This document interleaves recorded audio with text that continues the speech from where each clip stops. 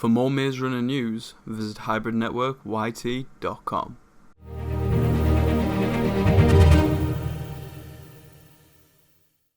Hey, what's going on guys? Rob here from the Hybrid Network, and this week we are back with another Maze Runner video. And well, I've spoke about the Flare and the post-Flare coalition, but this week I thought I'd go into the Cranks, and this is something that came about because of the Flare. This is what happens when you have the Flare.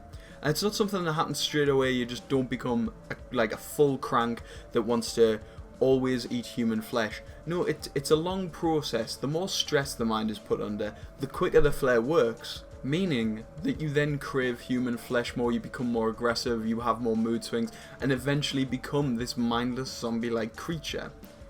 And in the books, they are normal looking people, but insane. Whereas in the films, they have large black veins all over their body, and you can really tell who is a crank and who isn't. They are far more menacing to look at. Another difference is that in the films, cranks can seemingly transmit the Flare, like zombies can turn others into zombies. The cranks in the books have personalities, and this is lost in the films. So an example of this is a crank called Mr. Nose. And as his name suggests, he doesn't have a nose.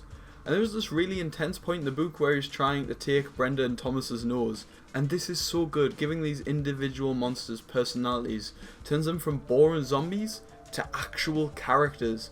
And therefore it makes them even scarier, I think, because like, you can almost see another person doing this. You're like, why? It's not just a zombie and you can't just distance yourself from it. A reason the film allows the cranks to transfer the Flare to another person is because in the film, Wicked told Thomas and the group that they were all immune, but then Winston is scratched and this begins the process of turning him into a crank.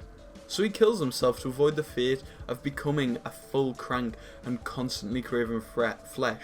This adds to the tension, but in the book, not everyone is immune, so that's tense as well, and gives them more of a reason to go after this cure, as their friends could not be immune. So next week I'm going to explain the theory behind the characters' names. Leave who you think each character is named after down in the comments below. I've been Rob from the Hybrid Network. Please like, subscribe, press the alert button so you know when we upload. Goodbye.